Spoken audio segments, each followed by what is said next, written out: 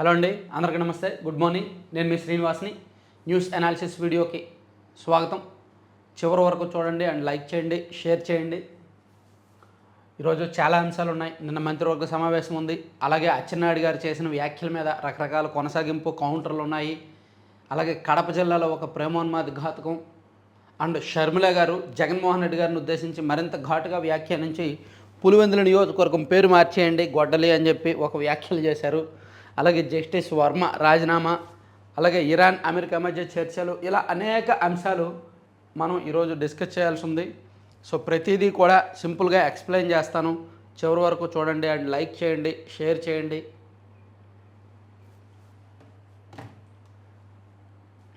ఇక్కడ నిన్న క్యాబినెట్ భేటీ జరిగింది. పేదల స్థలాలు 2 ఏళ్ల తర్వాత అమ్ముకోవచ్చంట. ఇది మరి ఒక పెద్ద సంస్కరణ. పేదలకు ప్రభుత్వం ఇళ్ల స్థలాలు ఇస్తుంది కదా, పట్టాలు 2 సంవత్సరాలు వాళ్ళ దగ్గర పెట్టుకొని 2 ఏళ్ల తర్వాత అమ్ముకోవచ్చంట. సరే, కూతురు పెళ్ళి అవుద్ది, ఏదో పేదింటికి ఒక స్థలం ఇస్తారు ప్రభుత్వం. ఏ కూతురు పెళ్ళికో కొడుకు చదువుకో ఏదో అవసరానికి అమ్ముకుంటారు, లేదో అవసరం లేకపోయినా డబ్బు ఆశకి అమ్ముకుంటారు. తర్వాత మళ్ళీ వాళ్ళు స్థలం కోసం దరఖాస్తు చేస్తే సో అది ప్రభుత్వ రికార్డుల్లో ఉంటుంది వాళ్ళకి ఇచ్చినట్టు. అయినా సరే ఇస్తారుగా. లేదు ఎవరు ప్రభుత్వ రికార్డులు చాలా స్ట్రాంగ్గా ఉంటాయంటారా? కట్టినవాడే ఇల్లు కట్టుకుంటా ఉన్నాడు మన రాష్ట్రంలో. ఇందిరమ్మలో ఇల్లు కట్టుకున్న వాళ్ళే, ఇందిరమ్మ ఫేజ్ 1, ఫేజ్ 2, ఫేజ్ 3లో ఇల్లు కట్టుకున్న వాళ్ళే, ఎన్టీఆర్ గృహకల్పలో ఇల్లు కట్టుకున్న వాళ్ళే, ఆ తర్వాత జగనన్న ఇల్లు స్కీమ్లో ఇల్లు కట్టుకున్న వాళ్ళే.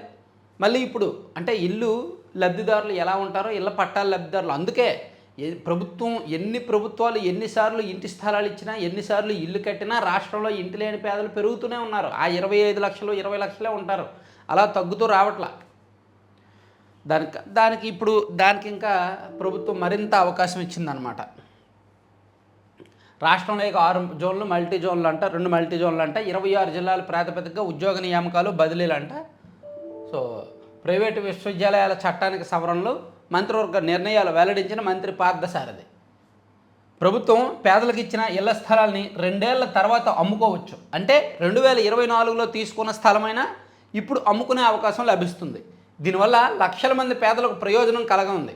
ఉద్యోగ నియామకాలు బదిలీలకు జోన్ల వ్యవస్థలోనూ కీలక మార్పులు చేశారు. ప్రస్తుతం ఉమ్మడి 13 జిల్లాల పరిధిలో 4 జోన్లను 26 జిల్లాలకు 6 జోన్లతో పాటు 2 మల్టీ జోన్లను ఏర్పాటు చేసింది. ఇలా నిన్న కేబినెట్ భేటీలో చర్చించారు. సో ఇక్కడ పేదలకు ఇచ్చిన స్థలాలు అమ్ముకోవచ్చు అనే దాని మీద మిశ్రమ స్పందన వస్తోంది. సో ప్రభుత్వ విధానం ఏంటి? ఇచ్చాక వాళ్ళు అమ్మేసుకుంటే మళ్ళీ వాళ్ళకి ఇస్తారా, లేదు ఒకసారి ఇచ్చాక మళ్ళీ ఇవ్వరా అనేది ప్రభుత్వం ఒక స్పష్టమైన విధానం తీసుకురావాలి. దాంతోపాటు నిన్న కేబినెట్ భేటీలో సీఎం గారు కొంతమంది మంత్రుల మీద ఆగ్రహం వ్యక్తం చేశారు. కొంతమంది కార్యదర్శులు అంటే హెచ్ఓడీల పనితీరు మీద అసహనం వ్యక్తం చేశారు. కొంతమంది మంత్రులేమో బయటకు లీకులు ఇస్తున్నారు, ఇంటర్నల్ అంశాలు అని చెప్పారు. అలాగే కార్యదర్శులు ఎవరు మంత్రుల మాట వినట్లేదు, ఫైల్స్ రెడీ చేయమంటే చేయట్లేదు, సో ఫైల్స్ విషయంలో చాలా లేటుగా ఉన్నారు అని చెప్పి బాధ్యత రాహిత్యంగా వ్యవహరిస్తున్నారని చెప్పి కూడా సీఎం గారు చాలా సీరియస్గా చెప్పారు. ఇది మంత్రివర్గ సమావేశానికి సంబంధించిన అంశం. సో అలాగే వైసీపీతో జాగ్రత్త, వాళ్ళు ఏదైనా క్రిమినల్ పాలిటిక్స్ చేస్తారు, దాని డిఎన్ఏలోనే డైవర్షన్ పాలిటిక్స్ ఉంది. జగన్కు మానసిక రుగ్మత, ఆయన కరుడుగట్టిన క్రిమినల్, ఏబిఎన్ రాధాకృష్ణన్ లేపేస్తానడం ఏంటి, ప్రశ్నించే వారినెలా లేపేస్తారా? సీఎం కేబినెట్ భేటీలో సుదీర్ఘ చర్చ, ప్రభుత్వ పనితీరుపై 73% సంతృప్తి, పార్లమెంటు మహిళా బిల్లును ఆమోదించగానే రాష్ట్రమంతా సంబరాలు, మంత్రులకు చంద్రబాబు ఆదేశం. సో అలాగే ఎస్ఐపిబి మీటింగ్లో చర్చించిన అంశాలను కూడా యాక్సెప్ట్ చేశారనమాట నిన్న. ఇలా మంత్రివర్గ సమావేశం తర్వాత మరో కీలకమైన అంశం. ఇప్పుడు అచ్చెన్నాయుడు గారు నిన్నగాక మొన్న చేసిన కామెంట్స్ తెలుసు అందరికీ కూడా. సో తండ్రి అండ్ బాబాయ్ మరణం వెనక జగన్మోహన్ రెడ్డి గారి మీద అనుమానాలు ఉన్నాయి, వాళ్ళ మరణాల లబ్ధిదారు జగన్మోహన్ రెడ్డి గారే అని. దానికి బొత్స సత్యనారాయణ గారు కౌంటర్ ఇచ్చారు. మా కుటుంబం వైఎస్ కుటుంబానికి అత్యంత సాన్నిహిత్యం ఆప్తులు అని. సో ఇప్పుడు దాని మీద మంత్రి పయ్యావుల కేశవ్ గారు మాట్లాడారండి. చేయించేది, బాధితుడిగా నటించేది జగనే. వైఎస్ హత్యలో జగన్ పాత్ర ఉందని అప్పట్లో మీడియా సాక్షిగా చెప్పింది బొత్సానే. ఆ మాటలనే అచ్చెన్నాయుడు ఇప్పుడు ప్రస్తావించారు. రాష్ట్రంలో జరిగిన ప్రతి సంఘటన వెనుక అంతిమ లబ్ధిదారు జగనే. మరింత కొనసాగింపుగా పయ్యావుల కేశవ్ గారు కాస్త స్ట్రాంగ్గానే చేయించేది ఆయనే, దాని నుంచి డ్రామాలు ఆడేది ఆయనే, లబ్ధి పొందేది ఆయనే అని చెప్పి, బాధితుడిగా నటించేది ఆయనే అని చెప్పి, రాజశేఖర రెడ్డి గారి మరణం, వివేకానంద రెడ్డి గారి మరణంతో సహా ఈ కోడికత్తితో విశాఖ ఎయిర్పోర్ట్లో దాడి జరిగింది కదా, ఆ ఘటన కావచ్చు, 2024 ఎన్నికలకు ముందు గులకరాయి ఘటన కావచ్చు, ఇవన్నీ కూడా ప్రస్తావించారు. తండ్రి వైఎస్ రాజశేఖర రెడ్డి మరణమైన, వైఎస్ వివేకానంద రెడ్డి హత్య అయినా, కోడికత్తి ఘటన అయినా, గులకరాయితో దాడైనా, ఏదైనా చేయించేది, తిరిగి బాధితుడిగా నటించేది జగనేనని ఆర్థిక మంత్రి పయ్యావుల కేశవ్ మండిపడ్డారు. రాష్ట్రంలో జరిగిన ప్రతి ఘటన వెనుక అంతిమ లబ్ధిదారు ఆయననే ఆరోపించారు. పైగా అన్నింటినీ సానుభూతిగా మలుచుకోవడంలో జగన్ ఆరితేరారు. అందుకే ఈ సమాజానికి వైకాపా హానికరమని పదే పదే చెబుతున్నాం. ఆ పార్టీ తిరిగి అధికారంలోకి రాకూడదని బలంగా పోరాడుతున్నాం. వైఎస్ రాజశేఖర రెడ్డి హత్యలో జగన్ పాత్ర ఉందని అప్పట్లో మంత్రివర్గంలో ఉండి బొత్స సత్యనారాయణ చెప్పిన మాటలనే ఇప్పుడు అచ్చెన్నాయుడు ప్రస్తావించారు. ఇవి ఆయనేమీ సొంతంగా చెప్పిన మాటలు కావు. ఆ రోజు ఈ మాటల్ని మీడియా ముందే బొత్స చెప్పారు. దానికి ఇప్పుడు వైకాపా నేతలు ఎందుకు భుజాలు తడుముకుంటున్నారు అని మండిపడ్డారు. సచివాలయంలో ఆయన విలేకరులతో మాట్లాడి ఇవన్నీ మాట్లాడుతూ 60 రోజులు ఎందుకు కష్టపడ్డారో కిరణ్ కుమార్ రెడ్డే చెప్పాలి. పరిటాల రవి కేసులో జగన్ కాపాడేందుకు 60 రోజులు కష్టపడ్డారని కిరణ్ కుమార్ రెడ్డి అప్పట్లో చెప్పారు. దాని అర్థం ఏంటి? సో కేసుకు సంబంధం లేని వ్యక్తిని కాపాడేందుకు ఎవరైనా కష్టపడతారా? సో అంటే పరిటాల రవిని కూడా వేయించింది జగన్మోహన్ రెడ్డి గారే అనేటట్టు కిరణ్ కుమార్ రెడ్డి గారు కాపాడారనే విషయాన్ని మరోసారి, అంటే ఈ కిరణ్ కుమార్ రెడ్డి గారు కూడా అప్పట్లో అసెంబ్లీలో చెప్పారు, జగన్మోహన్ రెడ్డిని కాపాడడానికి నేను 60 రోజులు కష్టపడాల్సి వచ్చింది, అతను ఆ కేసులో ఉంటే అనే మాటని చెప్పాల్సి వచ్చింది. సో ఇలా పయ్యావుల కేశవ్ గారు స్ట్రాంగ్ కామెంట్స్ చేశారనమాట. సో దాన్ని ఆంధ్రజ్యోతిలో కూడా హైలైట్ చేశారు. ఇదిగోండి, రాధాకృష్ణన్ నువ్వేం చేస్తావు? మీ తండ్రి గురువు వల్లే కాలేదు, ఏదో చేసేస్తాననుకుంటే అది నీ భ్రమే. ఆయన అందరిపైన రాస్తారు, మా మీద చంద్రబాబు మీద రాయలేదా? చంపుతాం నరుకుతాం అంటే ప్రజలే మిమ్మల్ని రప్ప అంటారు. జగన్ అంటే బొత్సాకు భయంతో కూడిన బాధ. రాయలసీమ పేరుతో రాజకీయమా? 5 ఏళ్ల పాలనలో ఏం చేశారు? సమాజానికి వైకాపా హానికరం. మంత్రి పయ్యావుల కేశవ్. సో కేశవ్ గారు మాట్లాడిన అంశాలు. సో ఇదిగోండి,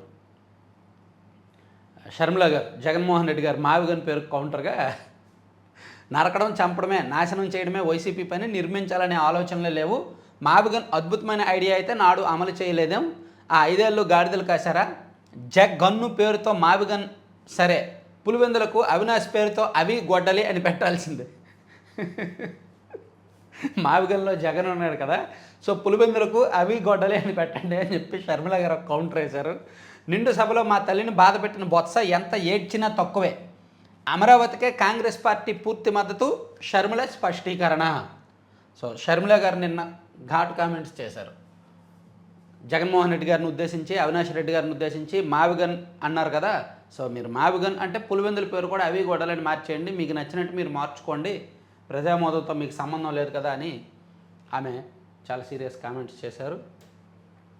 వైకాపా అధికారంలో ఉన్నప్పుడు మావిగన్ ఎందుకు ప్రస్తావించలేదు అనే అంశాన్ని కూడా ఆమె గుర్తు చేశారు.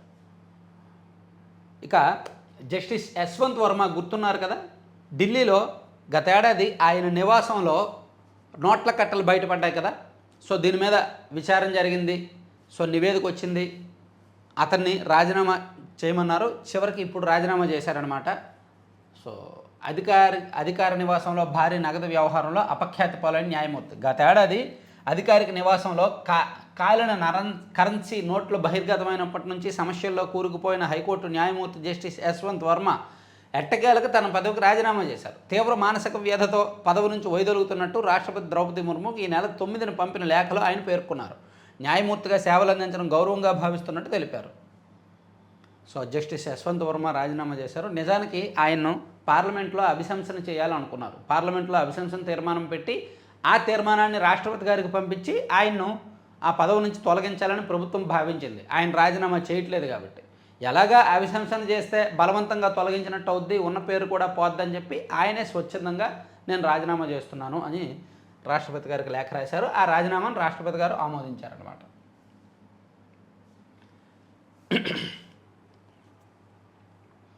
ఇక చర్చలపై అనిశ్చితి. పాక్కు బృందాన్ని పంపిన అమెరికా. ఇరాన్ ప్రతినిధులు రాకపై రాని స్పష్టత. లెబనాన్పై దాడులు ఆగితేనే చర్చలు జరుగుతాయన్న టెహ్రాన్. స్తంభింపజేసిన తమ ఆస్తులను విడుదల చేయాలని డిమాండ్. అమెరికాతో ఆటలాడొద్దంటూ జేడీ వ్యాన్స్ హెచ్చరిక. ఇస్లామాబాద్లో అంటే పాకిస్తాన్లోని ఇస్లామాబాద్ వేదికగా అటువైపు అమెరికా, ఇటువైపు ఇరాన్ నిజానికి ఈరోజు చర్చించాల్సి ఉంది. దీనికి సంబంధించి అమెరికా 15 సూత్రాల ప్రణాళిక సిద్ధం చేసింది. ఇరాన్ కూడా 10 షరతులతో సిద్ధమైంది. అవేంటనేది ఆల్రెడీ అందరికీ తెలుసు, మనం నిన్న మొన్న చెప్పుకున్నాం. అయితే అమెరికా ప్రతినిధులు వచ్చారు పాకిస్తాన్ ఇస్లామాబాద్కి, కానీ ఇరాన్ నుంచి ఎవరూ రాలేదు. ఎందుకు రాలేదంటే ఇజ్రాయెల్ లెబనాన్ మీద ఇంకా దాడులు చేస్తోంది. కాల్పుల విరమణ ఒప్పందం జరిగినా సరే లెబనాన్ మీద ఇజ్రాయెల్ దాడులు చేస్తోంది. అది ఆపాలి. అలాగే మా ఆస్తులు కొన్ని మీరు లాగేసుకున్నారు, ధ్వంసం చేశారు. సో దాని మీద స్పష్టమైన భరోసా ఇవ్వాలి. ఇంకా అన్నీ కోల్పోయిన తర్వాత మాకు చర్చలతో పనే ఉంది, మాకేం అవసరం లేదు చర్చలు అని ఇరాన్ మొండికేస్తుందన్నమాట. సో అందుకే ఇరాన్ నుంచి అయితే ప్రతినిధులు ఎవరూ రాలేదు అని రాశారు. ఇక పశ్చిమ బెంగాల్ ఎన్నికల సందర్భంగా బీజేపీ మేనిఫెస్టో రిలీజ్ చేసిందండి.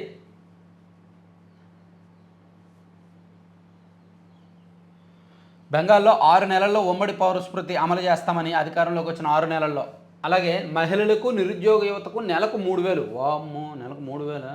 మహిళల కంట, నిరుద్యోగ యువత కంట నెలకు 3,000 ఇస్తారంట. 5 ఏళ్లలో 1 కోటి మందికి ఉపాధి. ఎన్నికల మేనిఫెస్టో భాజపా కీలక హామీలు. 5 ఏళ్లలో 1 కోటి మందికి ఉపాధి కల్పిస్తామని కూడా నిన్న కేంద్ర హోంమంత్రి అమిత్ షా గారు ఈ మేనిఫెస్టో రిలీజ్ చేశారు.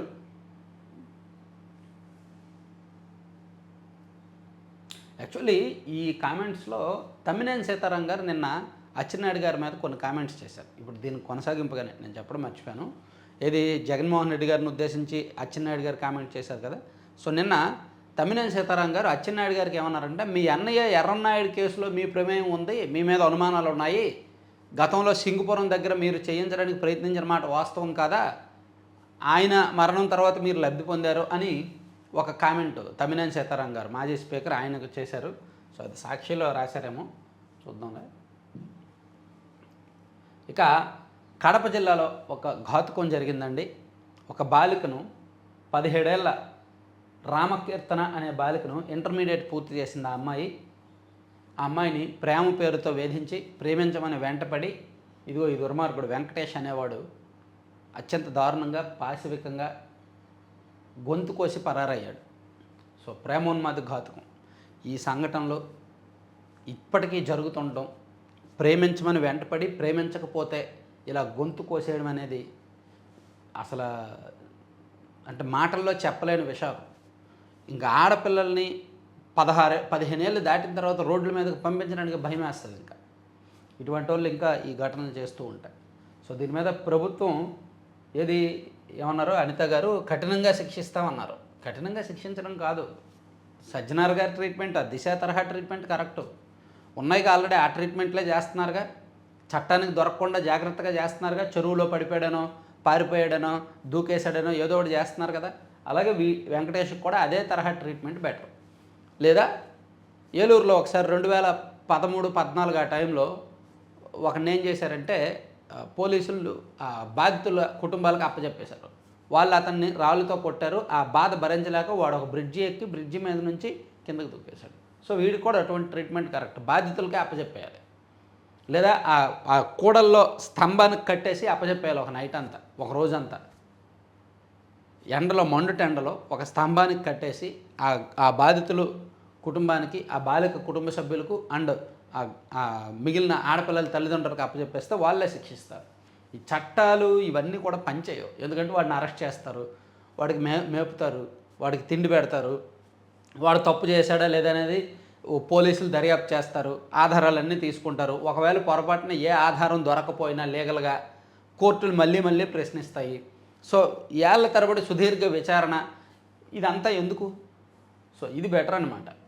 కొంతకాలంగా ప్రేమ, అప్పుడు మిగిలిన వాళ్ళు భయపడతారు. కొంతకాలంగా ప్రేమ పేరుతో విద్యార్థిని వేధిస్తున్న ఆ ఉన్మాది కిరాతకానికి ఒడిగట్టాడు. తనను పెళ్లి చేసుకోవడానికి ఒప్పుకోలేదన్న కోపంతో మృగంలా మారాడు. కత్తితో బాలిక గొంతు కోసి కర్కశంగా ఈ దారుణం వైఎస్ఆర్ కడప జిల్లా ఖాజీపేటలో చోటు చేసుకుంది. ఖాజీపేట అగ్రహారం గ్రామానికి చెందిన శ్రీనివాసులు నాగమునిమ్మ దంపతుల కుమార్తె రామకీర్తన ఇంటర్ పూర్తి చేసింది. మండల పరిధిలోని ఆంజనేయ కొట్టాల గ్రామానికి చెందిన వెంకటేష్ కొంతకాలంగా ఆమెను ప్రేమ పేరుతో వేధిస్తున్నాడు. తనను పెళ్లి చేసుకోవాలని పలుమార్లు ఒత్తిడి చేయగా ఆమె నిరాకరిస్తూ వస్తోంది. దీంతో వెంకటేష్ ఆమెపై కక్ష పెంచుకున్నాడు. శుక్రవారం మధ్యాహ్నం ఇంట్లో ఎవరు లేని సమయంలో అదును చూసి బాలికి ఇంటికి వచ్చిన అతడు తనను పెళ్లి చేసుకోవాలని మళ్ళీ ఒత్తిడి తెచ్చాడు. కీర్తన సశమిర అనడంతో ఇద్దరి మధ్య వాగ్వాదం జరిగింది. చాలా దారుణం అండి. సో ఈ అంశాన్ని అన్ని పత్రికల్లో కూడా హైలైట్ చేశారు. ఇదిగోండి, ప్రేమించలేదని గొంతు కోసేశాడు కడప జిల్లాలో ఉన్మాద ఘాతుకు. ఈవెన్ సాక్షిలో కూడా ప్రేమోన్మాద చేతిలో బాలిక అనేది రాశారు. ఇక 235 కోట్లు పాయే, శుద్ధ జలము లేదాయే. ప్రభుత్వ బడుల్లో అలంకారప్రాయంగా ఆర్వో ప్లాంట్లు. చాలా చోట్ల బిగించకుండానే వదిలేసిన వైకాపా సర్కారు. గుత్తేదారుల 5 ఏళ్లు నిర్వహించాలన్న నిబంధనను పట్టించుకొని అధికారులు. ప్రభుత్వ పాఠశాలల్లో వైకాపా హయాంలో ఏర్పాటు చేసిన ఆర్వో ప్లాంట్లు మూలక చేరాయి. సో రాష్ట్ర వ్యాప్తంగా ప్రభుత్వ పాఠశాలల్లో ఆర్వో ప్లాంట్లు ఏర్పాటు చేశారు. దానికోసం 235 కోట్లు ఖర్చు పెట్టారు. ఆ ప్లాంట్లు ఎవరైతే గుత్తేదారులు టెండర్లో పాల్గొని ఆ కాంట్రాక్ట్ తీసుకున్నారో వాళ్ళు 5 ఏళ్ల పాటు దాన్ని జాగ్రత్తగా చూసుకోవాలి, నిర్వహించాలి, ఏ మరమ్మతులు వచ్చినా వాళ్ళే చేయాలనేది ఒప్పందం. అయినా సరే అవి చాలా చోట్ల పనిచేయడం లేదు, ఆగిపోయాయి, వాడడం లేదనమాట. సో రాష్ట్రం మొత్తం మీద సుమారుగా 12,208 ఆర్వో ప్లాంట్లు అనమాట. వాటిలో చాలా వరకు పనిచేయట్లేదు. సో అవి పనిచేయక మళ్ళీ ట్యాంక్ వాటర్ లేదంటే ఇంట్లోంచి తెచ్చుకున్న వాటరే వాడుతున్నారని ఈనాడులో ఒక సమస్యని హైలైట్ చేశారు. ఇక Gaganyaan integrated air drop test 2 విజయవంతం. ప్రతిష్టాత్మక గగన్యాన్ మిషన్కు సంబంధించి 2వ ఇంటిగ్రేటెడ్ ఎయిర్ డ్రాప్ టెస్ట్ విజయవంతమైంది. శ్రీహరికోటలోని సతీష్ ధవన్ స్పేస్ సెంటర్ నుంచి శుక్రవారం ఈ పరీక్షని చేపట్టారు. సుమారు 5.7 టన్నుల బరువు గల నమూనా క్రూ మాడ్యూల్ను భారత వైమానిక దళానికి చెందిన చినూక్ హెలికాప్టర్ ద్వారా సుమారు 3 కిలోమీటర్ల ఎత్తుకు తీసుకువెళ్ళి సముద్రంలో నిర్దేశిత జోన్లో విడిచారంట. ఇక ప్రపంచంలోని 5 క్వాంటం హబ్బుల్లో అమరావతి టెస్టింగ్ రిఫరెన్స్ ఫెసిలిటీని ప్రారంభించడం చంద్రబాబు. అమరావతిని ప్రపంచంలోని మొదటి 5 క్వాంటం హబ్బుల్లో ఒకటిగా తీర్చిదిద్దేలా ప్రతిష్టాత్మకంగా క్వాంటం వ్యాలీని ప్రభుత్వం ఏర్పాటు చేస్తోంది. ఇదొకటి. ఓకే, ప్రపంచంలోని మొట్టమొదటి వన్యప్రాణి మరియు పశు వైద్య శాస్త్రాల వాంతారా అంట. ఓకే, బకాయిల చెల్లింపులపై ఉద్యోగ సంఘాల హర్షం. ప్రాంతీయ విద్వేషాలను రెచ్చగొట్టేందుకు రాయలసీమ వాడుకుంటున్నారు. కులం, మతం, ప్రాంతం వైకాపా రాజకీయ పునాదులు. జగన్ హయాంలోనే నిలిచిపోయిన రాయలసీమ ఎత్తిపోతలను మేమెలా ఆపుతాం? పయ్యావుల కేశవ్. హైకోర్టు న్యాయవాదుల సంఘం అధ్యక్షుడిగా వాసిరెడ్డి ప్రభునాథ్, ఉపాధ్యక్షుడిగా పీటర్ రామన్, ప్రధాన కార్యదర్శిగా తిరుమలశెట్టి కిరణ్ ఎన్నిక. హర్యానాలో గుడివాడ సాఫ్ట్వేర్ ఇంజనీర్ దారుణంగా ఒకటి ఉందా? హర్యానాలో అంటే గుడివాడకు చెందిన సాఫ్ట్వేర్ ఇంజనీర్ ఎక్కడ ఫస్ట్ పేజీలో వచ్చిందా? కృష్ణా జిల్లా గుడివాడకు చెందిన ఓ యువకుడు హర్యానా రాష్ట్రంలోని పంచకుల ప్రాంతంలో తన నివాసం ఉంటున్న గదిలో దారుణంగా గురయ్యాడు. గుడివాడలోని బేతవాళ్ళకు చెందిన బండ్ల మోహన్ రావు, లక్ష్మీ దంపతులు స్థానికంగా ఉదగాన్ని నడుపుతూ జీవనం సాగిస్తున్నారు. వీరి కుమారుడు ఋషికేశ్ హర్యానాలో పనిచేస్తుండంట. సో ఇతన్ని చాలా దారుణంగా చేశారు. ఎందుకు? రీజన్ ఏంటి? మార్చి 30వ తేదీన విధుల్లో చేరాడు. అంతే 10 రోజులు అయిందా? మోహన్ రావు ఇంటికి వచ్చి హర్యానా పోలీసులు ఫోటో పంపారు. ఇది మీ బాబుదేనా గుర్తించండి అన్నారు. సో అక్కడికి వెళ్ళిన 10 రోజుల్లోనే మరణించడం, ఇలా దారుణానికి గురవడం కారణం ఏంటో మరి పోలీసులు దర్యాప్తు చేస్తున్నారు. తర్వాత ఏపీ న్యాయవాదుల క్రికెట్ జట్టును అభినందించిన హైకోర్టు సీజే. ఏకాంతంగా ఉన్న జంటలే ఆయన టార్గెట్. మాచర్లలో అంట ఓ ఏఎస్ఐ ఆ ప్రాంతంలో ఏకాంతంగా కొంతమంది జంటలు ఎవరైనా వెళ్తే వాళ్ళని వెనక నుంచో ముందు నుంచో తెలియకుండా వీడియోలు తీసి ఆ తర్వాత వాళ్ళకు చూపించి బ్లాక్మెయిల్ చేస్తున్నాడంట. వాడి మీద ఫిర్యాదులు వస్తే వాళ్ళని అరెస్ట్ చేశారు. తర్వాత యువ న్యాయవాది పల్నాడు జిల్లాలో మరో ఘటన జరిగింది. చిలకలూరుపేటల పరిధిలో శుక్రవారం ఒంగోలుకు చెందిన యువ న్యాయవాది శ్రీరామ హరిప్రసాద్ను చంపేశారు. సో భూ వివాదమే కారణమంట దానికి. అది ఒకటి చూడొచ్చు. ఇక వాజ్పేయి శత జయంతి కార్యక్రమాల చిత్రమాలిక ఆవిష్కరణ. మహాత్మా ఫూలే జ్ఞాపకం కాదు, ఓ మార్గదర్శి. ఆయన చూపిన వెలుగుబాటులో పయనిద్దాం. అమరావతి ఓఆర్ఆర్లో 19 చోట్ల ఇంటర్చేంజ్లు అంటండి. అక్కడే వాహనాలు ఓఆర్ఆర్లోకి వెళ్ళేందుకు, బయటకు వచ్చేందుకు అవకాశం. సో రాజధాని అమరావతి ప్రాంతం గుంటూరు విజయవాడ మధ్య నిర్మించనున్న ఔటర్ రింగ్ రోడ్లో 19 చోట్ల ఇంటర్చేంజ్లు ఉండనున్నాయి. So ORR access control green field road కావడంతో వాహనదారులు ఎక్కడ పడితే అక్కడ ఓఆర్ఆర్లోకి ప్రవేశించేందుకు కానీ, అందులోకి బయటకు వచ్చేందుకు కానీ అవకాశం ఉండదు. కొత్తగా నిర్మించే 19 ఇంటర్చేంజ్ జంక్షన్ల వద్ద మాత్రమే ఇందుకు వీలుంటుంది. ఎన్టీఆర్, కృష్ణా, ఏలూరు, గుంటూరు, పల్నాడు జిల్లాల పరిధిలో 190 కిలోమీటర్ల పరిధిలో ఓఆర్ఆర్ ఉంటుంది. ఇది ఎన్ని జాతీయ రాష్ట్ర రహదారులను క్రాస్ చేస్తుందో ఆయా ప్రాంతాల్లో ఇంటర్చేంజ్లు నిర్మించేలా ప్రతిపాదించారు. గూగుల్కు భూములు ఇచ్చిన రైతులతో ఎమ్మెల్యే గంటా చర్చలు.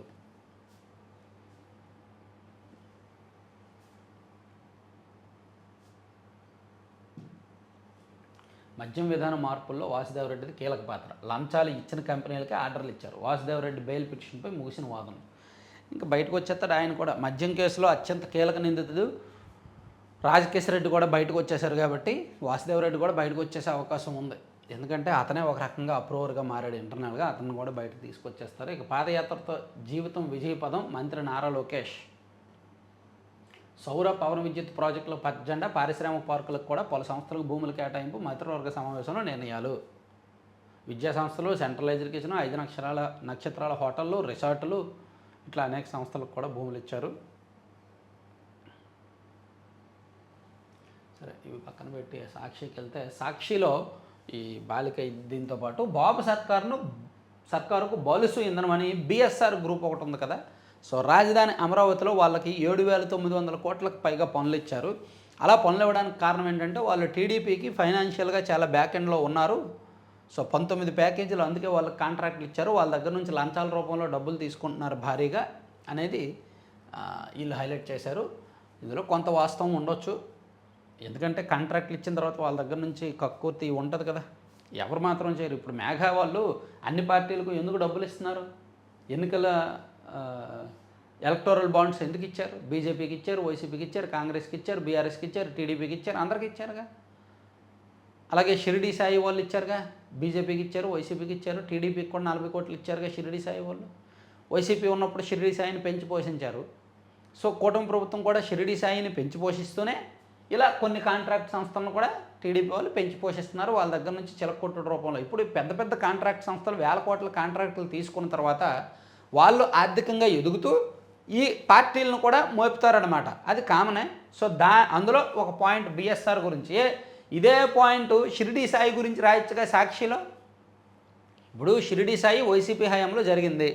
వాళ్ళకి 80,000 కాంట్రాక్ట్ను, 80,000 ట్రాన్స్ఫార్మరు, వాళ్ళకేమో 1,40,000 చెల్లించారు. ఒక్కో ట్రాన్స్ఫార్మర్ మీద ఈజీగా మినిమం 60,000-70,000 ఎక్స్ట్రా ఇచ్చారు. అలా 1000 కోట్లు వాళ్ళకు దోచిపెట్టారు. సో దాని గురించి సాక్షిలో ఎందుకు రాయట్లా? ఈ కూటమి ప్రభుత్వం కూడా అలాగే చేస్తోందిగా. సో ఇప్పుడు రాయొచ్చుగా, కనీసం వీళ్ళ హయాంలో జరిగింది రాయరు, ఇప్పుడు జరిగింది రాయొచ్చుగా. రాస్తే సిగ్గు, జనం తిడతారేమో అని. అరే మీరు అదే స్కామ్ చేశారు కదరా, వీళ్ళు అదే చేస్తున్నారు కదరా, మీరు వార్త రాయడం ఏంటని చెప్పి సిగ్గు. పైగా షిరిడి సాయి బయట వ్యక్తి ఏమీ కాదు. ఇప్పుడు బిఎస్ఆర్ గురించి రాస్తున్నారు, లేదా ఈనాడు కిరణ్ గారి సంస్థలు, వియ్యంకుడి సంస్థల గురించి రాస్తున్నారు. మరి షిరిడి సాయి కూడా విద్యుత్ కాంట్రాక్టులు 1000 కోట్లు దక్కించుకుంటుంది. వాళ్ళ గురించి కూడా సాక్షిలో రాయాలి. రాశారు అనుకోండి, ఈ పేపర్ ఆర్థిక మూలాలు దెబ్బతింటాయి. అర్థమైంది కదా. సో మొత్తానికి బిఎస్ఆర్ గురించి ఏంటంటే, మొబిలైజేషన్ అడ్వాన్స్ కింద 744 కోట్లు ఇచ్చేసి 8% కమిషన్ వసూలు చేశారంట. బిఎస్ఆర్కు గతంలో దక్కిన పనులను రద్దు చేసి అంచనా వ్యయాన్ని పెంచేసి మళ్ళీ వాళ్ళకే ఇచ్చారంట. సో అది రాశారు. ఇక శాంతి చర్చలపై ప్రతిష్టాపన ఇందాక చెప్పుకున్నాం కదా, అదే మంత్రివర్గంలో మావిగన్ వీళ్ళు ఒకరు. మావిగన్ను వాళ్ళు మావిగన్ను జనం తిట్టుకుంటున్నారు, జనం యాక్సెప్ట్ చేయలేదని మంత్రివర్గంలో మాట్లాడారు. దాన్ని మావిగన్ అనే పేరు మంత్రివర్గంలో వచ్చిందని చెప్పి సంబరాలు చేసుకుంటున్నారు. నేను కూడా ఒక 100 సార్లు మావిగన్ అన్నా. అంటే నేను పొగిడినట్టేనా మావిగన్ని? ప్రతి ఒక్కరు చాలామంది మావిగన్ పేరు ప్రస్తావిస్తున్నారు, తిడుతున్నారు. సో మంత్రివర్గంలో నిన్న మావిగన్ గురించి వచ్చింది. మావిగన్ మీద జనం తిట్టుకుంటున్నారు, జగన్మోహన్ రెడ్డి గారు ఒక పెద్ద మిస్టేక్ చేశారు, సో దానికి ప్రజామోదం లేదు అని చెప్పి ఆ అంశం చర్చకు వచ్చింది. సో మంత్రివర్గంలో మావిగన్ అని ఇక్కడ చర్చించారనమాట, ఇక్కడ రాసుకొచ్చారు. ఇక అస్మదీయ ఆసుపత్రులకి నిధులు, ఆరోగ్యశ్రీ ప్రొసీజర్లకు చికిత్సల నిరాకరణ, ఎల్ఓసీల కింద పెద్ద మొత్తంలో నిధుల్లోటి ముఖ్యనేత బంధువు ఆసుపత్రిది ఇదే తీరు, సీఎంఆర్ స్వాహా కథనంపై సర్కారు దాటవేత.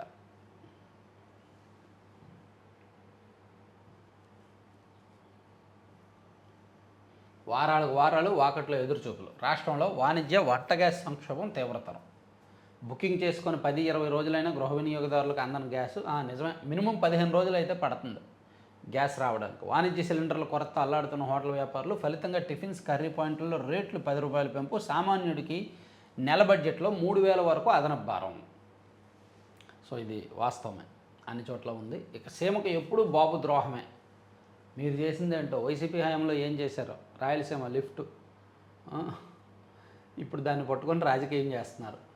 ఇక crew module air drop test 2 success. ఇక బాబు సర్కార్ దగ్గరపై అంగన్వాడీల ఉద్యమం బాటండి.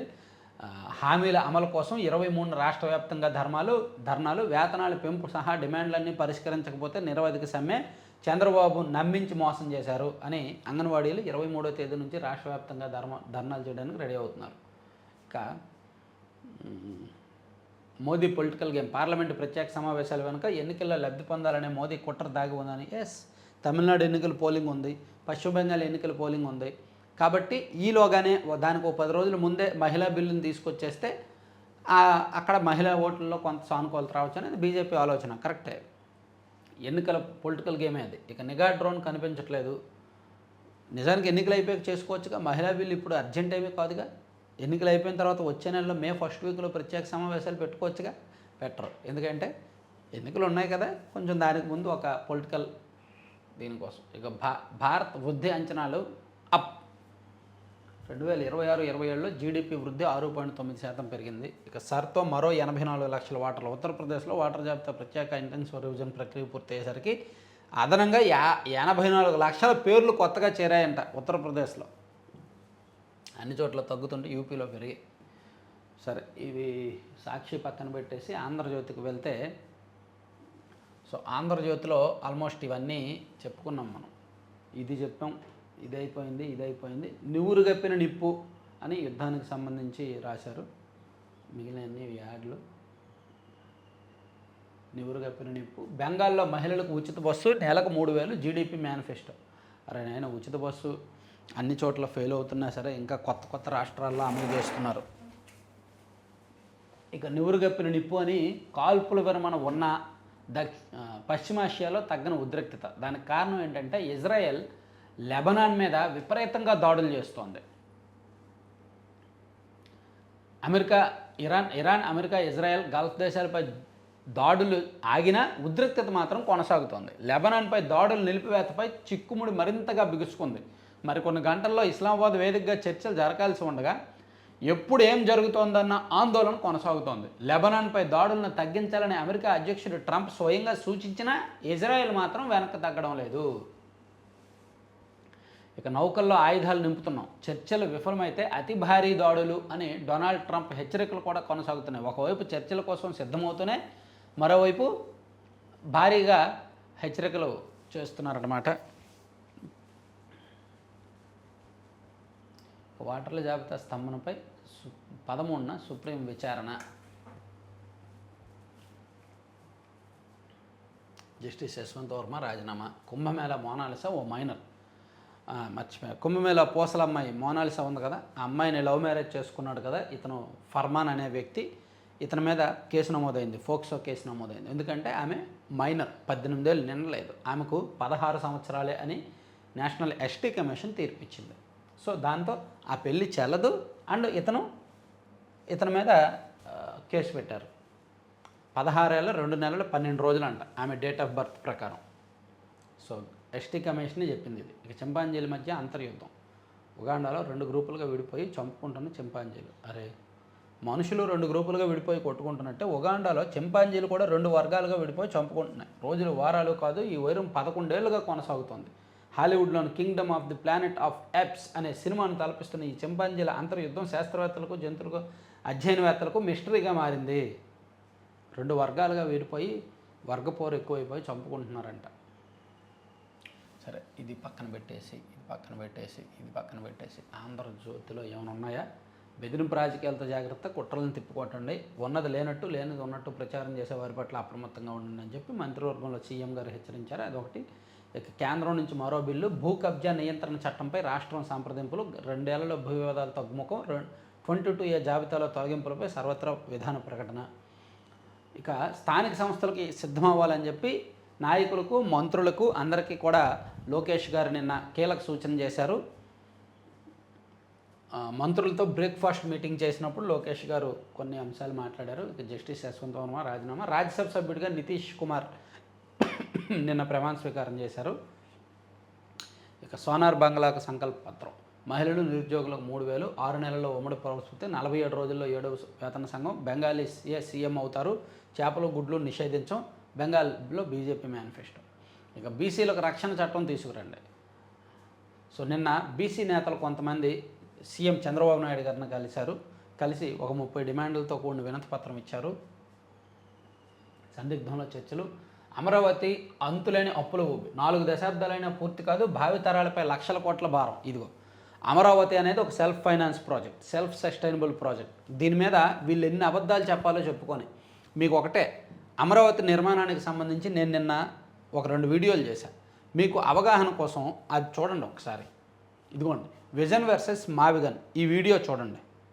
అండ్ జగన్ చెప్తున్న పెద్ద అబద్ధం, ఈ వీడియో ఒకటి చూడండి. ఈ 2 వీడియోలు చూస్తే అసలు అమరావతి నిర్మాణానికి ప్లాన్ ఏంటి, అది సెల్ఫ్ సస్టైనబుల్ ప్రాజెక్ట్ అని ఎందుకు అంటున్నాము, దానికి డబ్బులు ఏ విధంగా తీసుకొస్తారు అనేది చాలా క్లియర్గా చెప్పానండి. ఇదిగోండి, విజన్ వర్సెస్ మావిగన్, చాలా దీనికి మేబీ మీరు చూసారో లేదో కూడా తెలీదు. ఇదిగోండి, దీని కింద కామెంట్లు చూపిస్తా చూడండి. ఈ విధంగా కూటమి వాళ్ళు ప్రజలకు వివరించాలి, అరటిపండు ఒలిచినట్లుగా చెప్పారు, చాలా క్లియర్గా చెప్పాను. అందుకే మీరంటే చాలా ఇష్టం అండి, కొన్ని చాలా అద్భుతంగా చెప్పారు, సెల్యూట్ అండి మీకు అని చెప్పి ఒక కామెంటు. అలాగే vision CBN always great, CBN super, మస్తు వివరించారన్న, ఏదైనా రిపేర్గా అయ్యే వస్తువు కానీ అది ఇంకా సూపర్గా చెప్పారండి బ్రదర్. ఇక్కడ ఎవడు పోరాడినా కానీ పోరాడేది ఒక్కదానికోసమే. విజన్ అంటే ఏమిటో మీకు అర్థమైంది శ్రీనివాస్ గారు, ఆ మూర్ఖుడికి తెలియాలి. సూపర్ ఎక్స్ప్లెనేషను, గుడ్ ఎక్స్ప్లెనేషను, చాలా బాగా చెప్పారు, గుడ్ ఎక్స్ప్లెనేషన్ అని, చాలా మంచి అనాలిసిస్ అని, చాలా మంచి అన్ని పాజిటివ్ కామెంట్లే వచ్చాయి. 100% పాజిటివ్ కామెంట్లు వచ్చాయి. సో వీలైతే మీరు ఈ వీడియో ఎవరైనా చూడకపోతే చూడండి. ఇంత మంచి వీడియో కూడా 38,000 వ్యూసే వచ్చాయి. సో అందుకే మీకు ఈ వైసీపీ వాళ్ళు చేస్తున్న దుష్ప్రచారం అమరావతి విషయంలో ఈ వీడియో చూస్తే అర్థమవుద్ది దానికి ఆన్సర్ ఏంటి అనేది. సో ఖచ్చితంగా చూడండి, చూసి మీ వాళ్ళందరికీ ఆ వీడియోని షేర్ చేయండి. Okay, thank you.